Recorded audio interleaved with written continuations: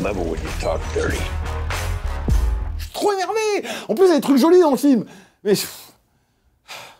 je mets une perspective pour les gens. C'est que je suis un peu vénère et je suis peut-être, allez, je suis peut-être un chouille dur dans ce que je dis. C'est pas ton genre. C'est pas du tout mon genre. Quand je suis un peu vénère, c'est parce que j'attends le truc. C'est ma cam. C'est complètement mon truc. Moi, quand tu me dis en récit de vengeance avec un mec qu'on a tué sa famille, il a une hache, il va vouloir tuer tout le monde. Bon, évidemment, j'ai le vieux fond qui remonte et j'attends ça. Et comme le film, évidemment, je vais pas reprocher ça quelque part. Je le reproche un peu, mais je peux pas reprocher ça à Robert Eggers parce que c'est pas ce qu'il veut faire. Évidemment, il veut pas faire Conan, même s'il en emprunte une certaine mécanique, un postulat. Il l'a cité très régulièrement. Bon, alors il l'a cité régulièrement. Donc c'est un connard. Je m'étais dit, je vais être nuancé. Et en fait, il m'a mis la pièce là. Donc en fait, il croit qu'il veut faire ce nouveau Conan définitif, qu'il nique sa mère. Bring it on.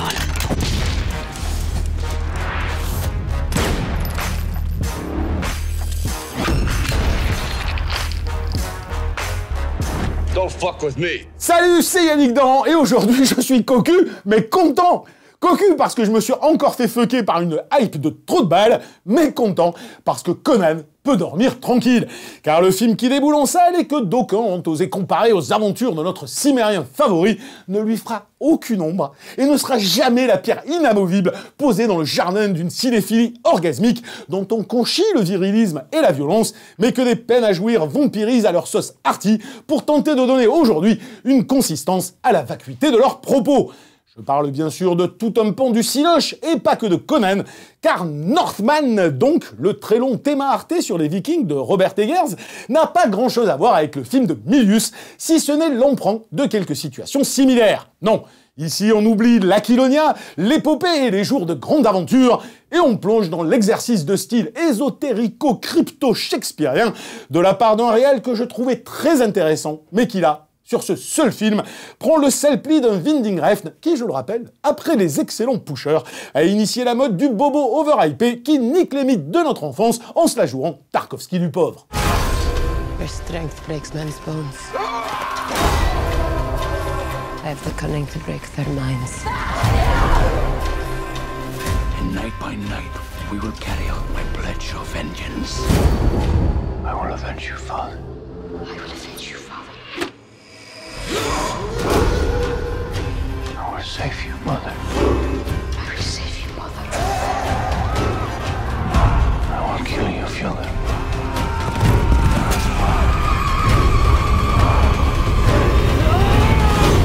Bon, j'avoue, j'en ai un peu ras le cul d'aller au cinéma pour voir un film de genre populaire et de ne plus avoir le choix qu'entre du fanservice taylorisé d'un côté et de la pose sentencieuse pour rien de l'autre. Avec à chaque fois un grand zéro narratif qui frôle l'analphabétisme et qui n'est que prétexte à flatter ou le spectateur ou le réalisateur lui-même. Northman, évidemment, ne se trouve pas du côté de Maverick ou du Marvel certifié Sam Raimi pour les nuls, mais du côté de cette nouvelle façon d'appréhender le genre, tendance boursouflage qui se croit plus malin et qui fait la joie des dandys à mèche rebelle. On a déjà eu Winding Refn donc, mais aussi Craig Zahler ou David Robert Mitchell, voyez. Mais si vous les avez oubliés, c'est normal. Dans le genre créateur de mode pour fashionista de la cinéphilie, il se pose là, sans avoir eu le même impact que Jean-Paul Gaultier. Mais je m'égare. Outre le fait que j'attends un nouveau Conan, j'attendais aussi le nouveau film de Robert Eggers, parce que l'air de rien, pour moi, je rigole évidemment, j'en fais des caisses quand je te parle de Craig Zahler ou des mecs comme ça, parce que j'en ai rien eu à foutre dès le départ en fait. Moi, le jour où j'ai vu Bon Tomahawk, j'étais là, d'où la hype, les mecs allaient mourir quoi. Comme dit très justement Steph à un moment donné quand on en parlait au téléphone, il y a un focus qui a changé. On n'a plus du tout la même perception des choses, donc forcément un mec comme moi, on peut pas me reprocher, tu vois. Comme je ne vais pas reprocher à des mecs de kiffer ce cinéma-là, parce qu'ils ont grandi peut-être avec ça, c'est ce qui a fondé leur culture. Le monde idéologique qu'on leur propose aujourd'hui valorise ce type de désacralisation, de démythification. On dit tout ça, donc le cinéma participe de ça. C'est-à-dire que des gens qui récupèrent du genre aujourd'hui, ils sont rares, ceux qui veulent en retrouver la quintessence de ce qu'ils étaient avant. Maintenant, c'est un autre cinéma de genre. C'est un cinéma de genre que j'appelle arty, si tu veux, mais c'est le cinéma qui en désacralise les codes. On les prend, mais c'est là où c'est le paradoxe, parce que aller chercher un film de genre et se dire « je vais complètement casser le truc », pourquoi pas? Puis on a déjà vu des réalisateurs qu'on aime le faire, dynamiter les codes. Ça dépend du propos que tu racontes derrière. C'est pas juste détruire pour détruire. Là, aujourd'hui, ce qui est terrible, c'est que on le détruit, mais en prétendant l'aimer. C'est là où c'est terrible.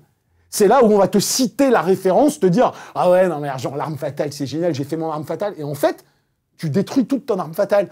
J'adore Predator, c'est génial, mais je vais détruire tout Predator. Et j'adore Conan, hein, Conan, mais je vais te niquer tout ce qui faisait Conan. Donc il y a une perversité intellectuelle qui me pose énormément de problèmes, moi, avec ces auteurs-là qui se prétendent des auteurs qui vont réinventer le genre. Moi, j'attends que ça. Un mec qui va le réinventer de manière intelligente, le genre, si tu veux. Bon, on les a pas, ces mecs-là.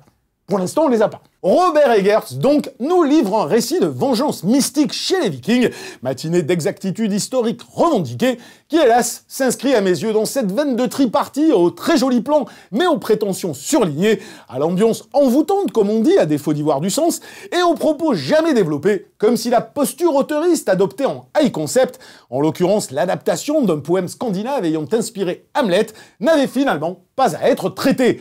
Le problème, c'est la prétention, la condescendance dans le traitement de ces films-là. C'est-à-dire, ce n'est pas je détourne les codes parce que je les adore, mais que je veux y apporter une réflexion, c'est je détourne les codes parce que je me crois plus malin qu'eux.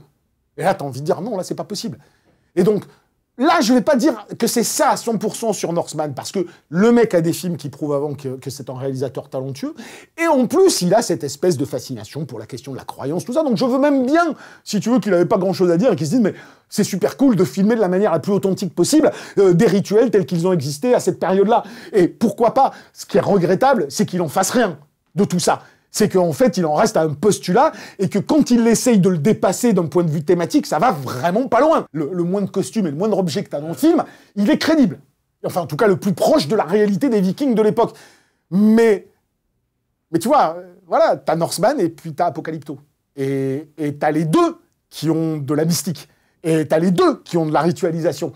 Et t'en as un qui te fait ressortir une authenticité, mais parce que c'est compris.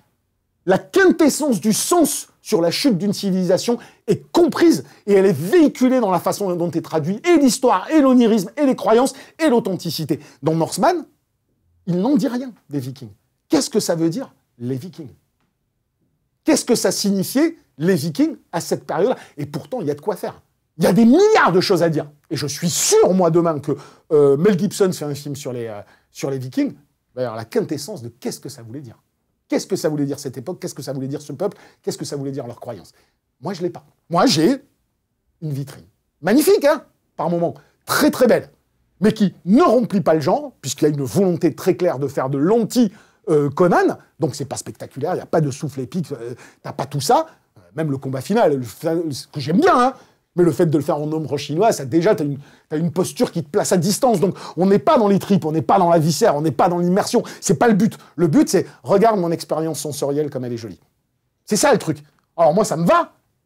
Si derrière, comme dans The Witch, comme dans Green Knight, il n'y a pas que la beauté du plan, il y a quelque chose qui te travaille et qui te pose des questions derrière. Là, il n'y a rien. C'est le néant intégral pour moi.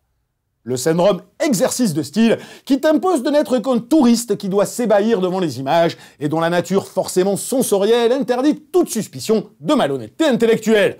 Prends-moi pour un con. Et ça m'agace d'autant plus que les deux précédents films d'Eggers méritaient l'enthousiasme qu'ils avaient suscité. Dérangeant, visuellement complexe, questionnant intelligemment le fantastique dans le sens todorovien du terme, et le rapport de l'homme à sa mystique, ils offraient une véritable proposition de cinéma, dont Northman ne conserve hélas plus que les oripeaux. Juste un truc là. Ouais. Ah, Todorov. Bah, Todorov, c'est un des mecs... Explique un peu, parce que tu te la pètes avec toi aussi, tu te la pètes avec des Todorov, mots. Non, parce que c'est un truc que j'ai tellement lu à une époque, donc si tu veux, c'est tellement ancré dans mon milieu. Non, Todorov, c'est un auteur qui a essayé de donner une définition véritable du fantastique, parce que le mot fantastique, il est employé à toutes les sauces aujourd'hui. On va te dire que Star Wars, c'est du fantastique. Star Wars, c'est du merveilleux. Après, on va te dire un autre truc, et puis en fait, c'est de l'épouvante. Enfin, les termes, ils ont un sens. C'est comme on est quand même dans une période où, en termes sémantiques, on nique tout. Moi, ça m'arrive aussi de me planter sur le sens des mots. Le fantastique, Todorov, c'est ça qui est intéressant, c'est vraiment, et c'est ça que je trouve caractérisait plutôt pas mal The Witch, par exemple, c'est ce moment où ce à quoi un personnage va assister d'étrange, c'est ce moment de suspension, mais qui ne dure pas. C'est le moment où tu ne sais pas si c'est du réel ou de la fiction. Et le vrai fantastique, c'est ça. Le vrai fantastique, c'est quand il se passe quelque chose, et t'es là, tu dis, putain, est-ce que c'est en train de se passer ou est-ce que c'est dans ma tête? Et que tu ne le sais pas, tu n'as pas la réponse. À partir du moment où on te donne la réponse, tu rentres dans un autre registre, qui peut être le merveilleux, l'épouvante, autre chose, tu vois. Donc c'est ça qui était intéressant chez ce mec. Ce qui ne veut pas dire que le film n'a pas des qualités évidentes, que je reconnais volontiers, et qui susciteront probablement l'enthousiasme de certains. Un travail d'authenticité, certains acteurs habités, de superbes plans, un score particulièrement réussi, et évidemment, forcément, quelques petits passages qui m'ont chatouillé avec joie les coronesses, comme l'épée runique que l'on forge sous les cœurs ténébreux, le combat final en ombre chinoise au pied d'un volcan, ou la scène tout droit sortie de Conan, dans laquelle notre musculeux viking récupère une épée de légende sur un cadavre, et que Eggers poursuit en imaginant un combat onirique. En fait, j'en arrive à un stade où, si c'est joli, et ça dit de la merde, je peux plus kiffer ce qui est joli. Tu vois, c'est le problème. À une époque, j'aurais... Puis c'est le problème de cette notion de cinéma d'exercice de style, ou de cinéma de l'expérience qui est vendu comme quelque chose que tu ne peux pas contester, en fait, au final, parce qu'on te dit, c'est une expérience. Ah ouais, d'accord. Ok, donc l'expérience m'interdit de dire que ça raconte de la merde. Ok, ou l'exercice de style m'interdit de dire que c'est de la pose pour rien. Non, alors maintenant, ça devient la caution, quoi. Arrête. Ça, c'est de la réflexion de teubé. On dit, pardon, putain, je suis vénère. Faut que je me chill. Zen. Il y a des trucs jolis. Mais toutes ces fulgurances picturales et ces rares passages captivants sont noyés dans une platitude narrative et thématique assez effarante, camouflée par du contemplatif faussement allégorique, des rituels païens qui s'enchaînent sans autre finalité que d'en retranscrire la vérité historique, des scènes de combat tellement stagées qu'on a l'impression de voir des répètes au ralenti, et des scénographies si théâtralisées, Shakespeare oblige sans doute, qu'elles finissent par sacrifier la crédibilité de l'univers sur l'autel d'une pose stérile. Tu as un refus de jouissance, tu as un refus du souffle épique, tu as un refus de faire ça. C'est-à-dire, je vais pas reprocher au film de ne pas être ce que j'aurais aimé qu'il soit. Ce que je vais reprocher, c'est une tendance générale à ne plus vouloir faire bander les gens au cinoche. En fait, on veut plus te faire bander. Moi, quand je vois tous les mecs me disent « Oh là, c'est spectaculaire, c'est épique », mais zombie! D'où c'est épique, quoi? C'est l'antithèse de l'épopée. D'où il y a du souffle. C'est l'antithèse du truc. Il veut pas faire ça. Il est pas dans le lyrisme. Il est pas dans... C'est pas son objectif. Non, son objectif, c'est de te plomber. Et que ton personnage, il soit bien traumatisé parce qu'il a un problème oedipien. Je dis pas de revivre le cinéma qu'on a aimé dans les années 80 ou 90, voire même avant la crise du Covid. Mais putain, où il est, le mec qui a envie de faire un film de genre cool? Tu vois, je vais même pas dire fun. Parce que fun, c'est une orientation comédie. Non, mais juste cool. Juste te faire jouir avec de la violence. Oh, mon Dieu, j'aurais aimé, comme on dit. Mais outre son côté chipouille, où la majorité du récit se passe dans 3 bicoques en bois, c'est bien le hiatus entre un traitement pompeux et le manque flagrant de substance qui rend le film ennuyeux, vain et prétentieux. La Palme allant à cette grande scène dialoguée sur l'amour et la haine entre le héros et sa compagne, visiblement point d'orgue d'une réflexion de haute volée que jamais Milius n'aurait osé écrire, sauf à lui mettre une hache contre la tempe. C'est hallucinant de ramener même dans ce récit-là, qui a une prétention à être d'une exactitude historique totale, qui veut être une allégorie en allant prendre un poème scandinave et qui ne peut pas s'empêcher de ramener ça à une idéologie fallacieuse actuelle. Même pas pour la critiquer ou en dire quelque chose d'intéressant. Parce que si au final c'est pour dire vous aurez ma haine et mon amour, enfin je veux dire, c'est maternelle quoi. C'est la maternelle. On est à la maternelle. Ouais, c'est un film de son temps quoi. Ouais, mais c'est un film de son temps qui fait croire qu'il ne l'est pas. Bref, Northman est un anti-Conan en somme, dans l'ère victimaire du temps, qui ritualise à outrance l'imagerie des mythes qu'il convoque, sans jamais en extraire du sens. Et parce que j'en vois venir certains, je répète, du sens, pas de l'enfilage de perles digne d'une disserte de philo en première. Bon, j'aurais peut-être été moins dur si je n'avais pas lu une interview de Robert, affirmant sans contester son orgueil qu'il devait faire le film de victime de victime, tu vois, boum. Magnifique lapsus. Bon, j'aurais peut-être été moins dur si je n'avais pas lu une interview de Robert, affirmant sans contester son orgueil qu'il devait faire le film de viking par excellence et celui qui ferait autorité. Et ta mère, tu veux faire le film définitif sur les Vikings? Déjà, faut pas se prendre pour Shakespeare en faisant dire à ton perso, vous n'aurez pas ma haine.